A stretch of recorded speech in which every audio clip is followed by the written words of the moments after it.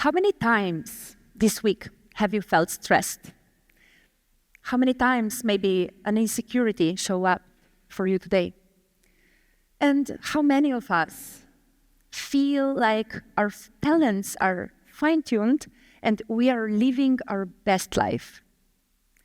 Well, today I want to talk about how to shape these inner experiences and why I believe mindfulness is the skill of the future generations. Hi, my name is Yvonne Knapp. I majored in biology. I come from Slovenia, and I'm the CEO and co-founder of StarKid Universe, where we create animated cartoons for kids with meditation exercises. Our goal is not to make kids live a stressless life, but rather to give them effective tools early on. Because I think there is something we should not buy into as a society, and that is that the mental strain on kids and adults today is normal. So, let me start with some hard facts. Kids today are lonelier than ever. They have lower attention spans, tantrums are more common, but there are even harsher facts. In fact, we see the rise of antidepressant usage as well as suicide rates amongst youth in the past decade. Of course, studies and numbers differ based on the time frame of the study, but we definitely see a trend. So let me tell you a fact. Anxiety is not a state of the world, but it's a state of the mind. So this is where mindfulness comes into play. In fact, to talk about mindfulness, let me tell you first a personal story. Let me take you back all the way to 2015, when I went to Thailand to study meditation with the Dhammakaya Buddhist monks for the first time. I went there without any expectations. I thought, how hard can it be? I will just sit there and, 20 minutes later, my legs were hurting, my back was hurting, and my mind was looping. But after returning there year by year, something changed. I learned how to work with my body and fine-tune my body like an athlete would fine-tune their posture. And even more importantly, I started fine-tuning my mind very attentively. So it feels like I'm this kind of thief that is trying to listen to a safe and trying to crack it, right? So all the way, these little micro movements of your mind until it finally opens. And then revelations happen. So something that always happens to me is clarity and purpose. In fact, it feels like you connect the dots of your life and you really find your unique purpose. And it feels awesome because then you know what you want to wake up for the next day. And I know there are parents of teenagers in here probably thinking, yes, this is what we need.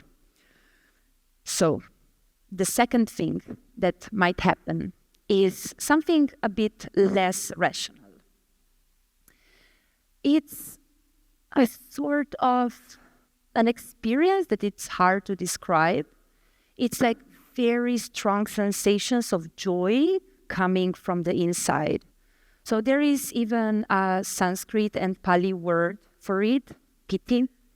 And it's kind of like this rapture of joy coming and, it's kind of like a wave that goes through your body and usually it makes you cry out of joy. So these things are maybe hard to describe, but very unforgettable to feel. But I think everyone actually experienced this state of mind at some point in time. So maybe you remember there is a time in your life where you felt on top of the world, where when you feel like everything is open for you. Maybe you got married or had a child, or maybe you finished university and life feels awesome. Well, this is how it feels, but there is no external event causing this feeling inside of you. It's just you simply sitting down. So this is exactly what I want children to experience. I want them to understand that life is not so much what happens outside of us, but more so what is happening inside of us before they start their journey into their social media channels and external validation. It's very interesting to me to see what we prioritize in teaching kids today. The fact is that the human brain is more or less 1,000 times more complex than any artificial AI network built today. Yet, we prefer teaching kids computer skills than how to properly operate their own system. So, mindfulness is amazing, not just because Buddhist monks are telling this for centuries, but I mean, it's proved by science pretty well as well. So, science and studies suggest that there are visible differences in how our brain operates. So one of the first things I can mention is the amygdala in our brain that starts activating less, meaning that it makes us fear less and go over obstacles faster.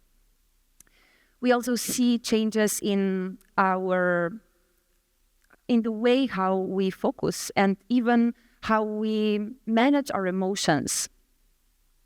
So we have more empathy. We feel emotions from other people better. And on a cellular level, we see our aging processes slow down.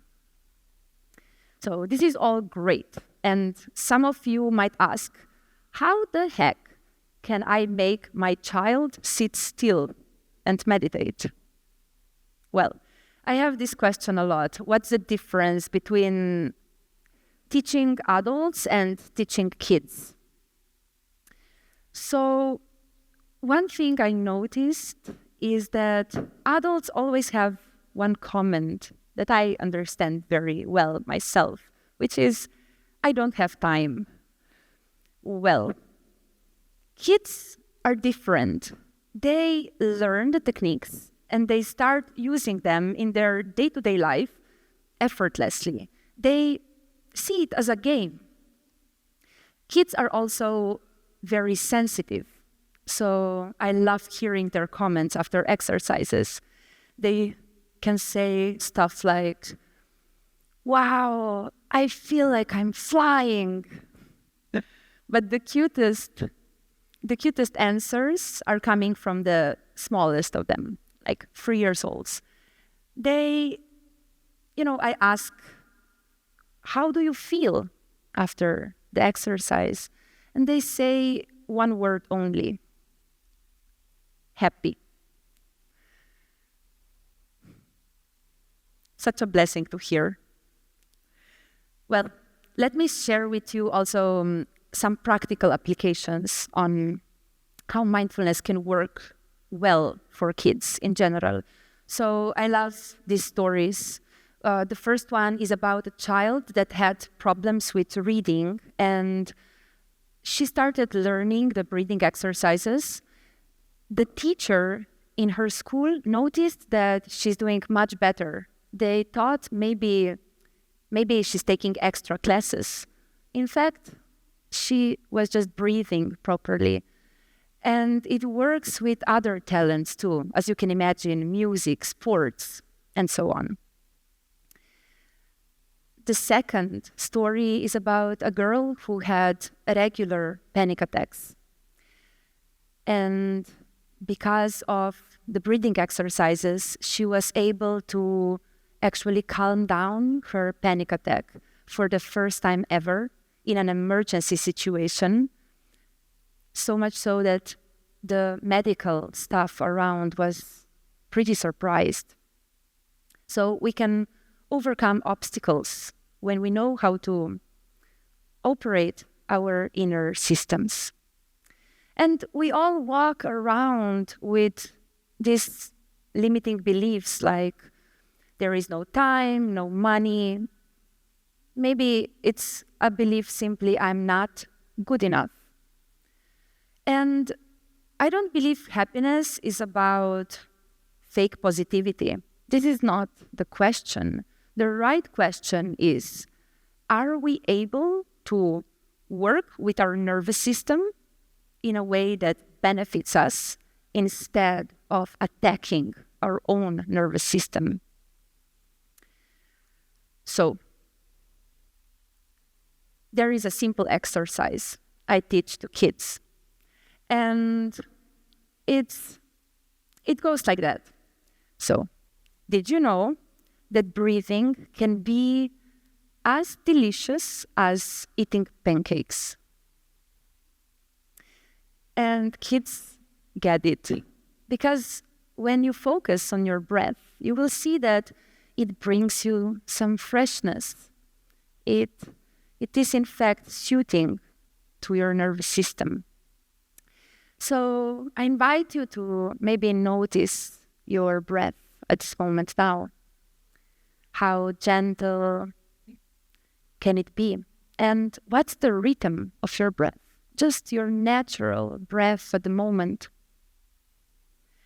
I also invite you to relax your shoulders every time you exhale, so you can really let go. And if you would want, you could close your eyes. You don't need to. But if you would, your mind would actually forget where you actually are after some time. So technically, it is kind of the same. Either you are at work or you are on a beach in Hawaii. Because when you close your eyes, you're just there with your own feelings. And this is all what matters at the end. Let me bring it home with maybe the most noble application of mindfulness that I can see for humanity. And it comes with a confession. In my 20s, I believed in a concept, a beautiful concept. I believed in peace on earth. And, 10 years later, wars kept happening. So I started thinking, maybe this is just the way humans are. Maybe we cannot really change. Maybe the good and the bad is all part of this life. But I had a revelation recently.